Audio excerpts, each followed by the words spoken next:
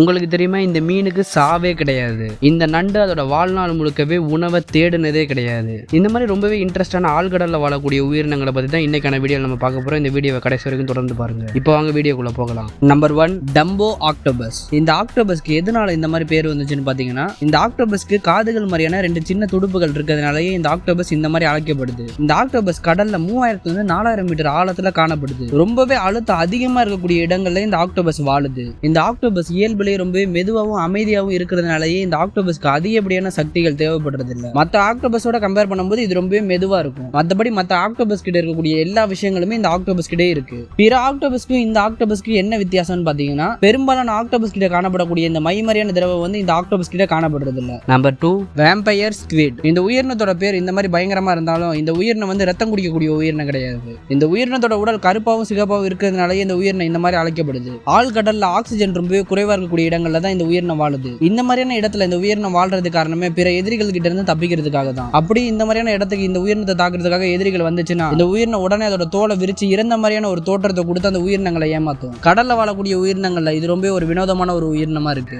Number 3, goblin சுறா. இந்த சுறா மீன்கள் ஆழ்கடல்ல 200 to 1300 மீட்டர் வரைக்குமே ஆழத்துல காணப்படுது. இந்த சுறா மீன் ஆராய்ச்சியாளர்கள் 1898 தான் கண்டுபிடிக்கிறாங்களே. அப்பதான் இப்படி ஒரு வகையான சுறா மீன் இருக்குன்றதே பல பேருக்கு தெரியவே வந்துச்சு. இந்த சுறா மீனோட சராசரியான ஆயுட்காலம் 30 ஆண்டுகள்ல இருந்து 60 ஆண்டுகள் வரைக்கும் இந்த சுறா மீன்கள் வாழும். இந்த சுறா மீன்கள் வெளிர் இளஞ்சிவப்பு நிறத்துல காணப்படும். இந்த சுறா மீனோட தோல் அமைப்பு ரொம்பவே மெல்லியதா இருக்கிறதுனால இதோட ரத்த நாளங்கள்லாம் ரொம்பவே தெளிவாவே வெளியில தெரியும். இந்த சுறா மீனோட நீளமான மூக்கு, ரொம்பவே சின்ன கண்கள் இருக்கிறதுனால இந்த சுறா மீன்களை ஏலியன் ஷார்க்னு பல பேர் அழைக்கிறாங்க. சாதாரண சுறாக்கள் வேட்டையாடுற மாதிரி இந்த சுறாக்கள் வேட்டையாடாது. இந்த சுறா மீனோட வாய்ப்பகுதி திடீர்னு வெளியில வந்து இரையை கவ்விக்கிட்டு உள்ள போகும். கிட்டத்தட்ட ஏலியன் படத்துல வர ஏலியன் மாதிரி இந்த சுறாக்கள் வேட்டையாடவே செய்யும். இந்த சுறா மீனோட மூக்கோட அமைப்பு ரொம்பவே நீளமா இருக்கிறதுனால கடல்ல இருக்கக்கூடிய மின்சார அலைகளை இந்த சுறாக்களால ரொம்பவே எளிதாவே கண்டுபிடிக்க முடியும். இதை பயன்படுத்திய கடல்ல இருக்கக்கூடிய பல இரைகளை இந்த சுறாக்கள் வேட்டையாடுது. முழு இருட்டா இருக்கக்கூடிய ஆழ்கடல்ல கூட இந்த சுறாக்களால ரொம்பவே துல்லியமா வேட்டையாட முடியும். சுமாரா இந்த சுறாக்கள் 125 மில்லியன் ஆண்டுகளாவே இந்த பூமியில வாழ்ந்துகிட்டு இருக்கு. கிட்டத்தட்ட டைனோசர்கள் வாழ்ந்த காலகட்டத்தில இருந்து இப்போ வரைக்குமே இந்த சுறாக்கள் வாழ்ந்துகிட்டு தான் இருக்கு. இதனாலே இந்த சுறாக்கள் ஆராய்ச்சியாளர்கள் உயிருள்ள படிமம்னு அழைக்கிறாங்க.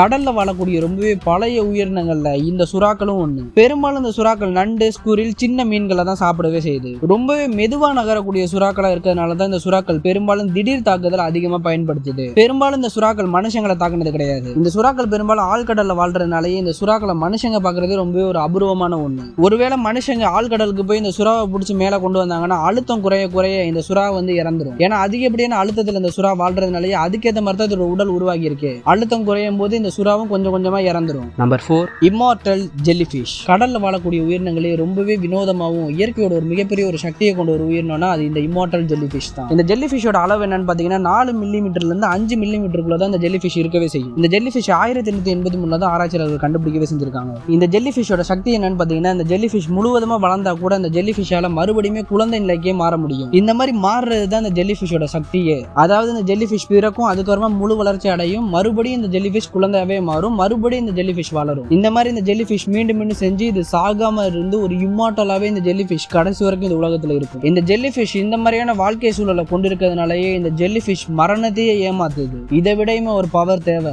இந்த மாதிரி இந்த ஜெல்லிஃபிஷ் வந்து முழு வளர்ச்சி அடைஞ்சதுக்கு அப்புறமா தான் மறுபடியும் குழந்தை நிலைக்கு மாறுமான்னு பாத்தீங்கன்னா அப்படியும் மாறும். ஒருவேளை இந்த ஜெல்லிஃபிஷ்க்கு ஏதாவது ஆபத்து வந்துச்சுன்னா அந்த மாதிரியான நேரத்துல கூட இந்த ஜெல்லிஃபிஷ் மறுபடியும் குழந்தை நிலைக்கு மாறும். அப்படி மாறும்போது இந்த ஜெல்லிஃபிஷ் ஏற்கனவே குட்டியா இருக்கு, அது இன்னும் குட்டியா மாறும். இதனாலேயே இதோட எதிரிகள் வந்து இந்த ஜெல்லிஃபிஷை விட்டுட்டு போறதுக்கு அதிகப்படியான வாய்ப்புகள் இருக்கு. அப்ப இந்த ஜெல்லிஃபிஷ்க்கு மரணமே இல்லையான்னு பாத்தீங்கன்னா இந்த ஜெல்லிஃபிஷ்க்கும் மரணம் இருக்கு. ஆனா இயற்கையான மரணம்ன்றது கிடையாது. இந்த ஜெல்லிஃபிஷ்க்கு ஏதாவது நோய் வந்துச்சுன்னா இந்த ஜெல்லிஃபிஷ் இறந்துரும். வேற ஏதாவது உயிரினம் இந்த ஜெல்லிஃபிஷை வேட்டையாடுச்சுன்னா அப்பயே இந்த ஜெல்லிஃபிஷ் இறந்துரும். அதோட கடலோட சூழல் இந்த ஜெல்லிஃபிஷ்க்கு ஏற்ற மாதிரி இல்லாம வேற மாதிரி மாறினுச்சுனால இந்த ஜெல்லிஃபிஷ் இறந்துரும். இந்த மாதிரியான காரணத்தினால தான் இந்த ஜெல்லிஃபிஷ் இறக்குமே தவிர கடைசி வரைக்கும் வயசாகி இந்த ஜெல்லிஃபிஷ் இறக்கவே இருக்காது. இந்த ஜெல்லிஃபிஷோட அளவு மனுஷங்களை விட ரொம்பவே சின்னதா இருந்தாலும் இதோட சக்தி மனுஷங்களை விட பிற உயிரினங்களை எல்லாத்தையுமே விட ரொம்பவே பவர்ஃபுல்லா இருக்கு. இந்த ஜெல்லிஃபிஷை கடல்ல கண்டுபிடிக்கிறதே ஆராய்ச்சியாளர்களுக்கு ரொம்பவே ஒரு கஷ்டமான ஒரு விஷயமா தான் இருக்கவே செய்யுது. ஆனா அறிவியல் ஆராய்ச்சிக்காக இந்த ஜெல்லிஃபிஷை இப்போ வரைக்குமே ஆராய்ச்சி பண்ணிட்டு தான் இருக்காங்க. இந்த ஜெல்லிஃபிஷை இம்மார்டல் ஜெல்லிஃபிஷ்னு சொல்றதை விட டெட்பூல் ஜெல்லிஃபிஷ் தான் சொல்லவே செய்யணும். உலகத்துல இருக்கக்கூடிய எல்லா உயிரினத்துக்குமே இயற்கையான மரணம் இருக்கு. ஆனா இந்த உயிரினத்துக்கு மட்டும் இயற்கையான மரணம்ன்ற ஒண்ணு கிடையாது.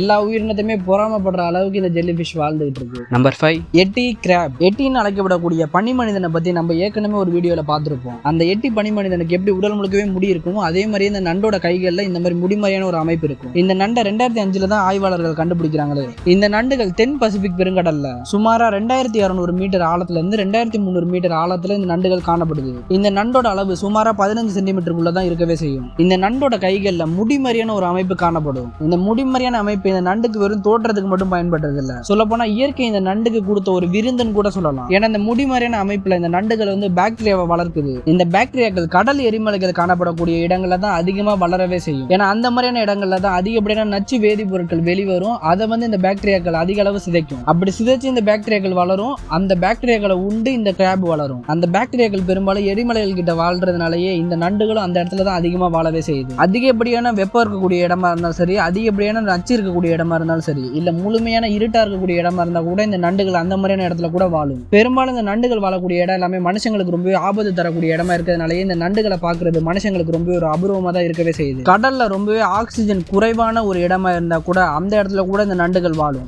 ஏன்னா இந்த நண்டுகளுக்கு ஆக்சிஜன் குறையக்கூடிய நேரத்துல எல்லாம் இந்த பாக்டீரியாக்களை உண்டு அந்த பாக்டீரியால இருக்கக்கூடிய ஆக்சிஜனை இந்த நண்டுகள் எடுத்துக்கும். கிட்டத்தட்ட இந்த பாக்டீரியாவோட உதவினாலேயே இந்த நண்டுகள் ஆழ்கடல்ல உயிர் வாழுது. இந்த நண்டுகள் பெரும்பாலான நேரம் தன்னோட கைகளில் இருக்கக்கூடிய பாக்டீரியாக்களை தான் சாப்பிடுது. ஆனா ஒரு சில நேரத்துல கடல்ல இறந்த உயிரினங்களை கூட இந்த நண்டுகள் சாப்பிடுது. தன்னோட உடல்லையே தனக்கு தேவையான உணவை உருவாக்குறதுனாலேயே கடலோட ஒரு தனித்துவமான ஒரு உயிரினமா இந்த நண்டுகள் இருக்கு. இந்த நண்டுகள் ஆராய்ச்சியாளர்கள் கண்டுபிடிச்சதுக்கு அப்புறமா இந்த மாதிரியான உயிரினம் வேற ஏதாவது கிரகங்கள்ல இருக்குமான்றதுக்கான ஆராய்ச்சிகள் இப்ப வரைக்குமே தொடர்ந்துட்டு தான் இருக்கு. ஏன்னு பாத்தீங்கன்னா இந்த உயிரினத்துக்கு உணவுன்றது அதோட கைகளிலே கிடைக்குது, அதாவது பாக்டீரியா கிட்ட இருந்தே கிடைக்குது. ஒருவேளை வேற ஒரு கிரகத்துல இதே மாதிரியான ஒரு எரிமலை சூழல் இருந்து அந்த எரிமலை சூழலை நம்பி இருக்கக்கூடிய பாக்டீரியாக்கள் இருந்து அந்த பாக்டீரியாக்களை உண்டு வாழக்கூடிய இந்த மாதிரி நண்டுகள் இருக்கலான்றதுக்கான ஒரு ஆராய்ச்சி இப்ப வரைக்குமே தொடர்ந்து நடத்திக்கிட்டு தான் இருக்காங்க. ஒருவேளை அந்த பாக்டீரியாக்களை நம்பி வாழக்கூடிய இந்த மாதிரி நண்டுகள் இருக்கலான்றதுக்கான ஒரு கூற்று இப்ப வரைக்குமே நிலவிக்கிட்டு தான் இருக்கு. ஆனா எது எப்படினாலும் அதை நம்ம நேர்ல கண்டுபிடிச்சாதான் அதை நிரூபிக்கவே முடியும். இந்த மாதிரி ரொம்பவே ஒரு தனித்துவமான தன்மை இந்த நண்டுகள் கொண்டிருக்கிறதுனாலயே இயற்கையோட ஒரு அதிசயமான ஒரு உயிரினமா ஆராய்ச்சியாளர்கள் இந்த நண்டை பாக்குறாங்க. நம்பர் 6 பேரல் ஐ ஃபிஷ். இந்த மீனோட தனித்துவம் என்னன்றதை நான் சொல்லி தெரிய வேண்டியதில்லை, இந்த மீனை பார்த்தாலே தெரியும். இந்த மீனோட தலையோட முன்பகுதி ஃபுல்லாவே டிரான்ஸ்பரண்டா இருக்கும். இந்த மாதிரி இருக்கிறதுனாலயே கடல்ல இந்த உயிரினத்தை பார்க்கும்போது அதோட தலையில் இருக்கக்கூடிய கண் மூளை எல்லாத்தையுமே தெளிவா பார்க்க முடியும். இந்த மீன் ஆராய்ச்சியாளர்கள் 1939 தான் கண்டுபிடிக்கவே செய்யறாங்க. இந்த மீன்கள் ஆழ்கடல்ல 600 மீட்டர்ல இருந்து 800 மீட்டர் ஆழத்துல காணப்படுது. இந்த மீன்கள் கடல்ல 600 மீட்டர் ஆழத்துல இருந்து 800 மீட்டர் ஆழத்துல காணப்படுது. பெரும்பாலும் இந்த மீன்கள் பசிபிக் பெருங்கடல், அட்லாண்டிக் பெருங்கடல், இந்திய பெருங்கடல்ல காணப்படுது. இந்த மீன்களோட அளவுன்னு பாத்தீங்கன்னா சுமாரா 15 சென்டிமீட்டர் வரைக்கும் தான் இந்த மீன்கள் வளரவே செய்யும். இந்த மீன்களோட கண்கள் சாதாரணமாவே மேல் நோக்கி தான் பார்க்கவே செய்யும். சொல்ல போனா இந்த மீன்களால மேல் நோக்கி மட்டும் தான் பார்க்கவே முடியும். இந்த மாதிரி பார்க்கிறதுக்கான காரணம் என்னன்னு பாத்தீங்கன்னா இந்த மீன்கள் மேல இருந்து வரக்கூடிய ஒளியை பயன்படுத்தி தான் கடல்ல இருக்கக்கூடிய பிற உயிரினங்களை பார்க்கவே செய்யுது. இந்த மாதிரி மேல இருந்து வரக்கூடிய ஒளியை பயன்படுத்துறதுக்கு தான் இந்த மீனோட முன்புறம் எல்லாமே டிரான்ஸ்பரண்டா இருக்கவே செய்யுது. இந்த மாதிரி இந்த மீனோட முன்புறம் டிரான்ஸ்பரண்டா இருக்கிறதுனாலயே ரொம்பவே மங்கலான ஒளியை பயன்படுத்தி கூட இந்த மீன்களால கடலுக்கு அடியில ரொம்பவே துல்லியமா பார்க்க முடியும். இந்த மாதிரி துல்லியமா பார்க்கறதுனாலயே இந்த மீன்களால கடல்ல ரொம்பவே சிறப்பாவே வேட்டையாட முடியுது. இந்த மீன்கள் எந்த மீன்கள் எல்லாம் உணவா உண்ணுதுன்னு பாத்தீங்கன்னா ஜெல்லி ஃபிஷ்ஷையும் கடல்ல இருக்கக்கூடிய ரொம்பவே சின்ன சின்ன உயிரினங்களையும் தான் இந்த மீன்கள் உணவாவே உண்ணுது. இந்த மீனோட முன்புறம் டிரான்ஸ்பரண்டா இருக்கிறதுனாலயே தூரத்துல இருந்து வேற ஏதாவது ஒரு உயிரினம் இந்த மீனை பார்க்கும்போது உண்மையிலேயே அந்த இடத்துல ஒரு உயிரினம் இருக்கா இல்லையன்ற ஒரு இலூஷன் அந்த உயிரினத்துக்கு உருவாகும். இதனாலேயே பெரும்பாலான எதிரிகிட்ட இருந்து இந்த மீன்கள் தப்பிக்குது. அதோட அதிகப்படியான இருட்டுல இருக்கும்போது இந்த மீன்களோட டிரான்ஸ்பரண்ட்னாலேயே பிற உயிரினங்களோட கண்களுக்கு இந்த மீன்கள் அவ்வளவு சீக்கிரம் தெரியாது. இந்த மீன்கள் மனுஷங்களை தாக்கி இருக்கான்னு பாத்தீங்கன்னா பெரும்பாலும் இந்த மீன்கள் மனுஷங்களை தாக்குனது இல்ல. இந்த மீன்கள் இயற்கையாவே ரொம்ப ஒரு மென்மையான ஒரு உயிரினமா இருக்கு. இதனாலே மனுஷங்களை பெரிய அளவுல இந்த மீன்கள் தாக்குனது கிடையாது.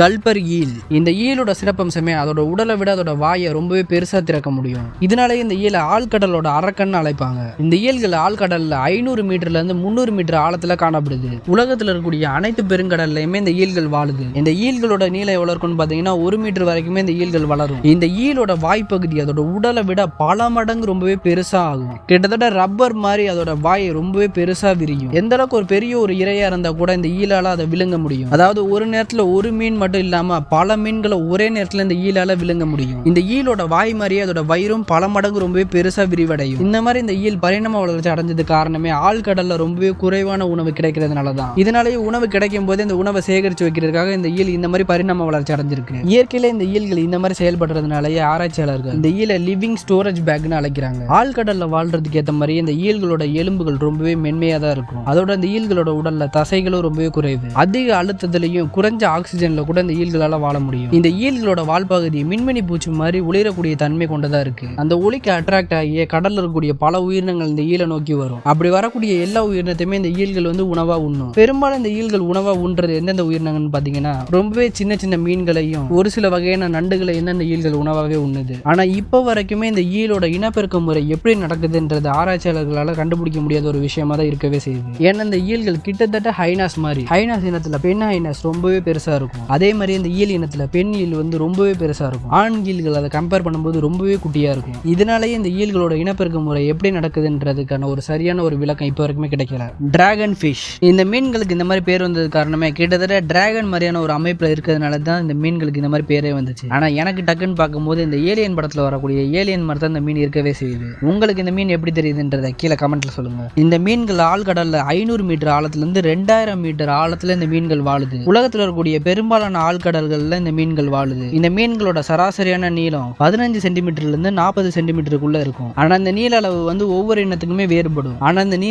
இந்த மீன் இனத்துல இருக்கக்கூடிய ஒவ்வொரு இனத்துக்குமே வேறுபடும். நீளமான கருப்பு உடலும் ரொம்பவே கூர்மையான பற்களும் ரொம்பவே பெரிய வாயை கொண்டு ரொம்பவே பயங்கரமான கண்களோட இந்த உயிரினம் கடல் கடியில வாழுது. ஆழ்கடல்ல வாழக்கூடிய ஒரு சில உயிரினங்கள் எப்படி மின்மினி பூச்சி வந்து ஒளிய உமிழுதோ அதே மாதிரி அந்த உயிரினங்களும் ஒளிய உமிழும். அப்படிப்பட்ட ஒரு உயிரினங்கள்ல இந்த மீனும் ஒண்ணு. இந்த உயிரினம் ஆழ்கடல்ல ஒளியை வெளியிடும். அந்த ஒளியை பயன்படுத்தி தான் ஆழ்கடல்ல இந்த உயிரினம் வேட்டையாடவே செய்யும். இந்த மாதிரி இந்த மீன் ஒளியை வெளியிடுறது மூலமா எதிரியை வேட்டையாடுறது மட்டும் இல்லாம இந்த மீனை வேட்டையாட வரக்கூடிய எதிரிகளை கூட இந்த ஒளியை பயன்படுத்தி இந்த மீன் குழப்பும். இந்த மாதிரி இந்த ஒளியை 2 வகையிலுமே இந்த மீன் பயன்படுத்துது. மற்ற ஆழ்கடல் மீன்கள்லாம் நீலம் பச்சை நிற ஒளிகளை தான் உருவாக்கும். ஆனா இந்த மீனால சிவப்பு நிற ஒளியை கூட உருவாக்க முடியும். இந்த சிவப்பு நிற ஒளியை பிற ஒளியை உருவாக்கக்கூடிய மீன்களால பார்க்க முடியாது. அந்த மீன்களால பார்க்க முடியாம இருக்கிறதுனாலே அந்த மீன்களையும் இந்த மீனால வேட்டையாட முடியும். அதோட இந்த சிவப்பு நிற ஒளியை வச்சு கடல்ல இருக்கக்கூடிய பிற உயிரினங்களையும் இந்த மீனால வேட்டையாட முடியும். இந்த மீனோட வேட்டை முறை எப்படி இருக்கும்னு பாத்தீங்கன்னா ஒளியை உருவாக்கி பிற மீன்களை அதை நோக்கி வர வைக்கும். அப்படி ஒளியை பார்த்து இந்த மீனுக்கு அருகில வரக்கூடிய மீனை திடீர் தாக்குதல் மூலமா தாக்கி அந்த மீனை உண்ணும். ஆழ்கடல்ல இந்த மீன் ரொம்பவே மெதுவா நகர்றதுனாலயே இதோட சக்தியை அது ரொம்பவே அதிக அளவுல சேமிக்குது. தேவையான நேரத்துல மட்டும்தான் இந்த மீன்கள் மின்னல் வேகத்துல தாக்கும். மற்ற நேரங்கள்லாம் ரொம்பவே மெதுவா தான் இந்த மீன்கள் இருக்கும். ஆழ்கடல்ல வாழ்றதுக்கு இந்த மீனோட ஒரு மிக சிறந்த ஒரு தந்திரமா இது இருக்கு. முழுமையான இருட்டுல கூட இந்த மீன்களால வாழ முடியும். இந்த மீன்கள் மனுஷங்களை தாக்கியிருக்கான்னு பாத்தீங்கன்னா பெரும்பாலும் இந்த மீன்கள் மனுஷங்களை தாக்காது. ஏன்னா இந்த மீன்கள் வாழக்கூடிய ஆழ்கடலுக்கு மனுஷங்க அதிக அளவு போறது கிடையாது.